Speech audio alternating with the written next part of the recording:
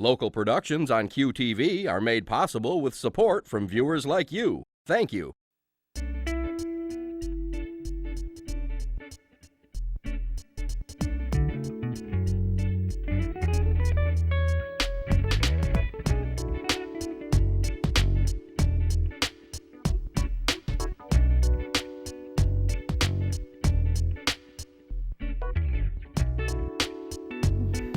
Hello, everyone. Thank you for joining us. I'm Junia and welcome to Uncommon Sense. My guest today is Thomas Foster. Thomas is the author of How to Read Literature Like a Professor, How to Read Literature Like a Professor for Kids, and Reading the Silver Screen. Well, Tom, I'm so happy you're here. What got you interested in teaching long years ago? Or maybe not so many years ago. No, it's long years ago now. I finished my college English program at Dartmouth in 1974 and determined that I wasn't finished learning about literature because I'd learned so little. Yeah. Of course, I'd taken in a tremendous amount of material, but I didn't feel like I had any real mastery. So I wanted to go to grad school. And I wound up at Michigan State. And I had no intention of teaching. I was simply studying literature, maybe get into publishing or editing. I didn't know where I was going with it. And of course, I needed money, so I applied for an assistantship. I didn't have one right away. One fell into my lap 2 days before fall term began. Wow. And so I'm sure there's people in that first quarter deserve refunds. Let's say. Right. And I little by little, as one does, I got sort of sucked into the routine of teaching and found that I liked it. Found that I wasn't, after the first term or two, absolutely terrible at it. So I taught, through my graduate program, and then I had 6 or actually 7 years as a temporary, if full-time, assistant professor, mostly at Michigan State, but also at Kalamazoo College. And then I got the job at Flint, which was happily permanent, tenurable, and that's nice. and I was there for the next 27 years. Oh, interesting. In those 3 different campuses, were the students different in the kinds of things they were receptive to or what they asked? They were different in a number of ways. The Michigan State students, and mostly I was getting, when I was a graduate assistant, I was getting students who were taking their only writing class after freshman year, often on their way out the door. They had one writing course that was required, English 213, I remember the number, and they would put it off as long as humanly possible. So when it could no longer do them any good in their college life, they would take this course. They weren't all seniors, but quite a number of them were. And they were, I'd say, sort of middle of the road students. There were the good, the bad, the indifferent, some really interesting people. I learned a lot of majors existed that I had no idea about, like packaging. I had a woman one time in that course who was just thrilled because the day before she'd been offered a job by American Can. Now, to most of us, American Can might not sound like much, but to her, it was a huge deal because it's one of the really big packaging companies in America. I went to Kalamazoo College for a year, and the students there were more intense, more academically focused, but also more disputatious about grades and what they deserved and what they thought they deserved. So there was an interesting thing going on there. When I got to Flint, what I found was a lot of students who were non-traditional. The average age of the undergraduates was, and I think remains, around 26. So you can have, and for a number of years, I would routinely have students older than myself. And then a lot who were younger, and I was 35 when I went there, so it wasn't as if I was right out of high school or something. So I would have students from 18 to maybe 50. Oftentimes they were returning after a life or part of a life on the assembly line, or as I mentioned in the book, in nursing. I had a lot of returning nurses who, when the credentialing changed in the 80s and 90s, they came back and decided if I need to get a college degree, I want to get it in the thing I want and not the only thing Daddy would pay for back in whatever year that was. And they turned to English. They liked reading books. Most of these returning students, not all, there were a couple who were hugely confident and with good reason. They'd read maybe more than I had, but a lot of them didn't feel confident that they were understanding what was going on in the books because they were always finding, oddly enough, that teachers say surprising things. And so that's where I started breaking down what's going on in books in ways that I thought would begin to make sense for my students.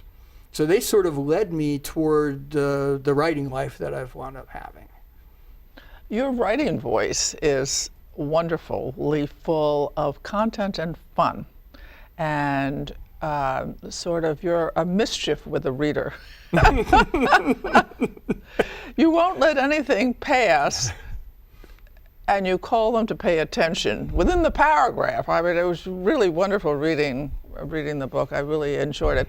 And I also enjoyed the perspective that could give you on life. Because if you viewed life as a book, you know, and what was the quest, or what was the season, you know, or who was doing what and why, and what does this really mean? It gave you distance that many people don't have on their own lives. Well, it's interesting that you raised the point of the voice, and people often do. It took me a good while to find him. Okay, I'm not going to deny that a lot of me is in that personage, but excuse me, a non-fictional voice, just as much as a fictional narrator, is itself a fiction. You create out of yourself and out of things that you know about the world, the person who will be doing the talking to the reader. And he is, in my case, he is more or less like you. I'll say he's a good bit like me. He has fewer bad days. Right. He's never nasty. He's almost always cheerful. He is a little more buoyant. And I had to unlearn a way of writing to get there, because I had written a number of articles in 3 academic books. And of course, the definition of an academic book is sells 12 copies. Is what? It sells 12 copies. Yes. Right. I think that's written in the contract somewhere. When you get to 13, it's not an academic book anymore. Yeah, too popular. Excuse me. So I had to shorten my sentences, although I still am fond of the longish embedded sentence. A little too fond at times. I'll go back through and I'll do a word count and look at the style, and the average, for this first draft of a chapter, the average sentence length will be 57 words. Well, that's not going to fly. Right. So I go in and I put in more short sentences, and I try to find ways of breaking the longer ones up. And so there are a lot of things that the habits remain from academic writing, not surprisingly, which is a different bird. You assume a different audience when you're writing for an academic market than when you're writing for a general market. And so I was trying to find that voice that would work for people. And it sometimes works. It usually works for, I deal a lot with teachers. That's not the audience I aimed at initially. And I deal almost as much with their students. The teachers almost always like it. The students mostly like it. Except sometimes they feel talked down to, which I don't intend to do, or belittled. I'm not sure. I get a tiny bit of hate email, and a lot that's very happy with the books. So that's, Did you have to develop an in-class personality too that may or may not be the you that you think of as being you? Yeah, I think everyone does. You decide how much of yourself to reveal, how much to withhold, and you don't change who you are, because the moment you go out of the classroom, they're still going to see you in the halls. Yeah. And you don't want to have this thing that you have to turn on and turn off. But I think it was Gail Godwin, who said that teaching is 90% preparation and 10% theater. There's some Yes. formula like that. And there is an element of theater in, I think, anyone's teaching. Because among other things, you have to remember that you have an audience. Okay, these aren't just blank desks out there in the classroom. Somebody is occupying them. What engages a classroom audience first class? First class, yes. Humor often. You don't want to come off like a stand-up comic, but you want to seem relaxed so that they're going to be relaxed. I mean, if that's your teaching approach. If you're very formal, you want that to come across too. But engaging the class, it can be knowledge. Okay, here's what I have, and I'm going to get you as near to that as I can. And that works with some students. Self-deprecation works with some students and some classes. So you sort of listen for how they are listening. Okay, and you see, body language, and sometimes in sort of mid-discourse, you'll adjust things a little bit, and you go, well, okay, so this isn't working as well as I thought it would. Let's shift it this way a little bit and see how they respond. So the rollicking tone of voice in How to Read Literature Like a Professor, that came about after trying other voices? Or other sounds, other shadings, I'd say, yes. of that voice. I mean, there's a limit to what you can do with me, right. or what I can do with me. I'm sort of stuck with me, and so I can sort of, your guy at the mixing board has all these little dials and slides. Well, I can move a slide up or down on something and be not as gloomy or not as chipper or whatever it seems to take. Fewer big words, sometimes is a thing. You want to stop and explain things, whenever you see that people are struggling with a concept or a word, because after a while, if you've been doing this for 100 years, or so it seems, yes, you forget what you used not to know. Yeah. And I used to not know just about everything when I along started with everybody studying. else. That's right. And so there's, I don't blame the students for not knowing this. I blame myself when it happens for not remembering how much they're likely to know and how much they're not likely to know. So at the end of the course, do you really want them to understand the structure of the book and where it fits in the continuum of that kind of quest or that kind of book or focus?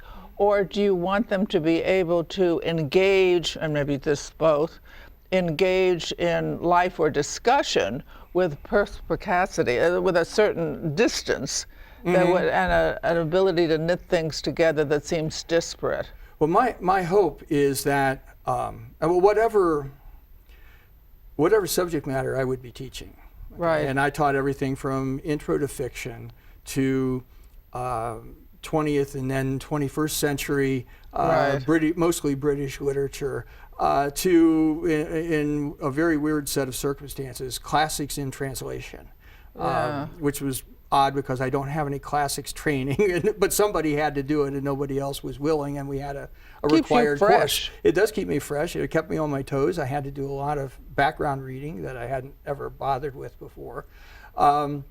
But my goal, whatever the subject matter is, it's really a course in reading. Okay, every text and of course every literary era presents a particular set of challenges. And since I was dealing largely with modernism and postmodernism, they had very strong challenges that they provided. If you're trying to teach James Joyce or Virginia Woolf or William Faulkner, there's pretty much nothing in 19th century literature that gets you ready for that. I mean, they're all written in sentences after a fashion. Some of Faulkner's are immensely long. Yes. But the way the narrative progresses requires different strategies. And so what I'm really teaching is strategies for managing books. And my goal at the end of the course was to begin to put myself out of business. I hope that students will catch on to sort of the tricks of the trade that I'm offering them, the insights that I'm offering them, and start applying them on their own. And I think for the most part they do. But I really think that somebody has taken 3 or 4 courses from me. Yeah. They should stop needing me. I should be rendered obsolete at that point if I've been doing my job. I just took a course in literature this past semester, and our last book was To the Lighthouse. And I told our teacher, I said, I struggle with this. I have got to assign myself 10 pages a day because I'm not drawn to, see it through. I understand what they're doing and this and that, but it isn't just easy for me, which is surprising being a reader.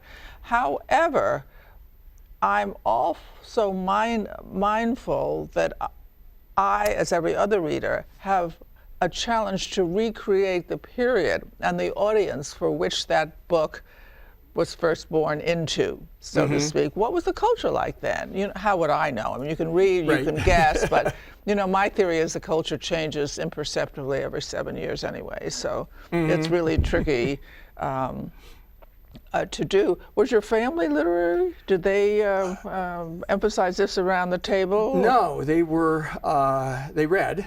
Yeah. Okay. And we went every 2 weeks to the bookmobile, which came to my local school. My town was too small to have a library, and it was 12 miles down into Dayton, where there's a wonderful main library, and it has a lovely quote from Paul Lawrence Dunbar, who is native to Dayton. On the outside, I loved going there. I loved going to the branch libraries, but we went and got books every 2 weeks out of this rolling library that would come to town. No, my father was an assembler. He worked rebuilding cash registers for National Cash Register. My mother was a school cook. So there's nothing there that was literary. And so I understand the challenges of being a first-generation college student. Yes. Of encountering literature in ways that, I always liked to read, but there were things that happened when I got to college with literature that I hadn't quite seen before. And there was language there that I hadn't quite understood. And I had classmates who'd gone to very expensive prep schools in America and Scotland and England, and had learned all the stuff, these sort of rudiments of getting by in a literature classroom that I had to learn on the fly. And happily, one of them took me under his wing and pretty much taught me what he had learned at Gordonston about studying literature. Well, you already had started an amazing life journey when you went to college so far away from home in the East. Right. And totally different culture in every way that you can think of, and survived, found someone to teach you. So you were a good adapter then. I'm fairly good at it, and as you say, I had very good instruction. At the time, and it's still mostly true, Dartmouth was an undergraduate institution. Aside from some professional schools, it didn't have graduate programs in its discipline. So everything that those professors were doing in the classroom, they were doing with undergraduates. And I didn't know what a teaching assistant was. Well, that's not quite true. I knew he was the guy who on Saturday morning snapped his finger at you in Spanish too. But who got you interested in going to college and away from our area? My track coach, actually. He got just one of these general cards that comes to coaches and said, if you've got any athletes who are very good students, we'd prefer that they be very good athletes, but we'll take our chances. Give them this card, and I followed through. It was the only elite school that I applied to. Most of the rest of them had a direction in their name. Yeah. Western Kentucky or that kind of thing. But it was just a flyer. I went, and I only ran track for 1 year. It turned out I'd pretty much maxed out on my talent. And I liked playing rugby better than I liked running track anyway at that point. So, what did you think you learned back then by outside a classroom? I learned a lot about people coming from different points on the map, and I don't mean just geographic points, although Nevada was, I think it was Nevada, was the only state not represented in my freshman class. So I did meet guys from all over the country. I never would have done that. I came from a lily white, almost entirely Protestant, rural community. And I got to college, and there were several African-American guys on my floor, and we hung out, and I knew them. I knew the guys from track because we competed with the Dayton school. So but I never spent as much time around anybody not of my own race and background as I spent with them that first year. And so that was an eye opener. I dealt with people who came from circumstances like mine, some who came from poorer circumstances, some guys whose fathers were very big in industry or newspaper publishing. The then publisher of the New York Times, his son was a class ahead of me and on the floor above me. I saw him around all the time.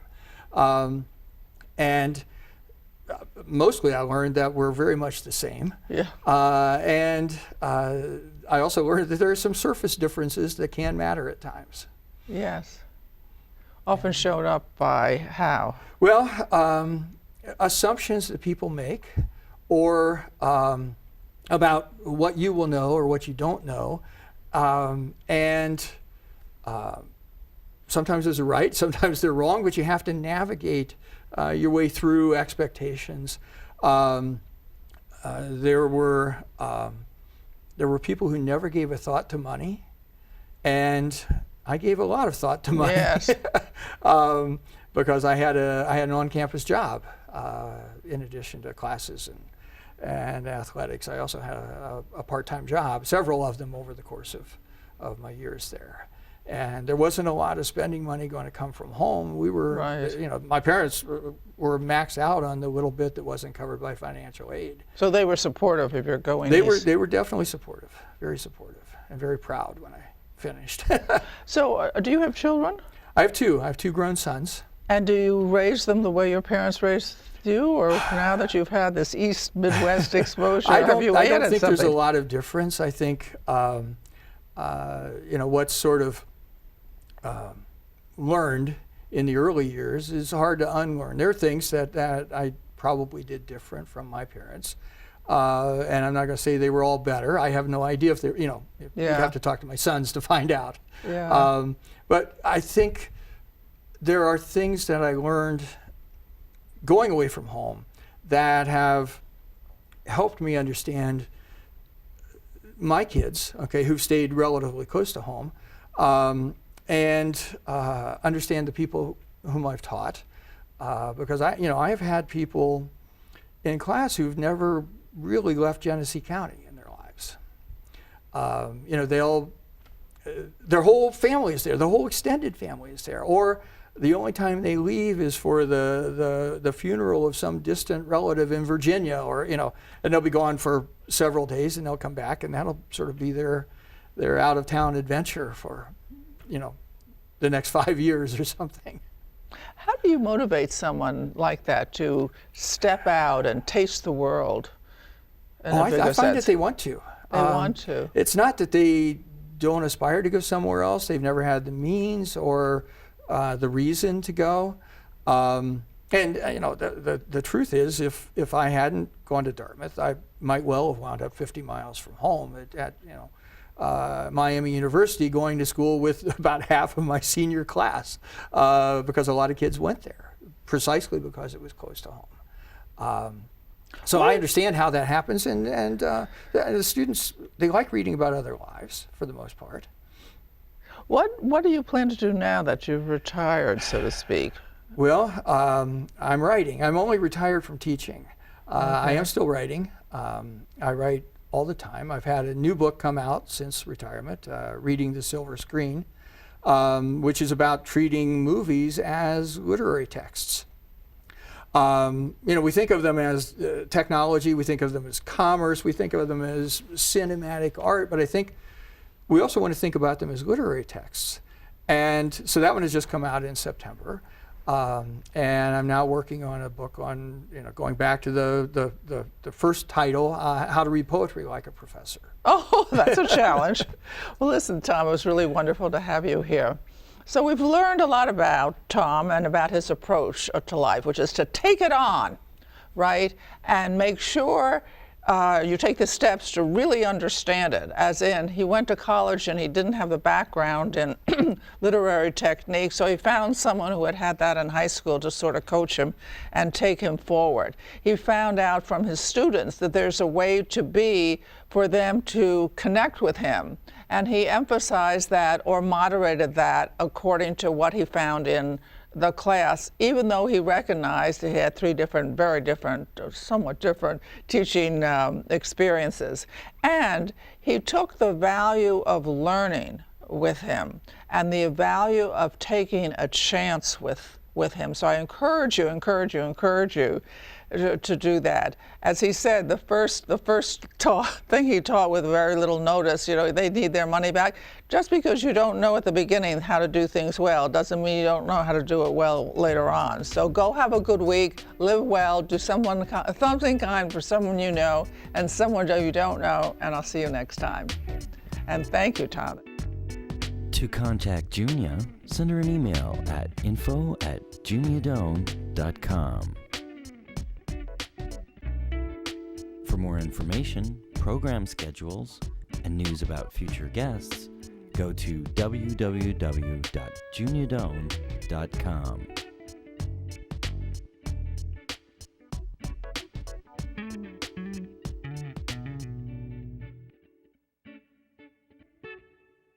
Thanks for joining us. See you next time for Uncommon Sense with Junia Doan. Local productions on QTV are made possible with support from viewers like you. Thank you.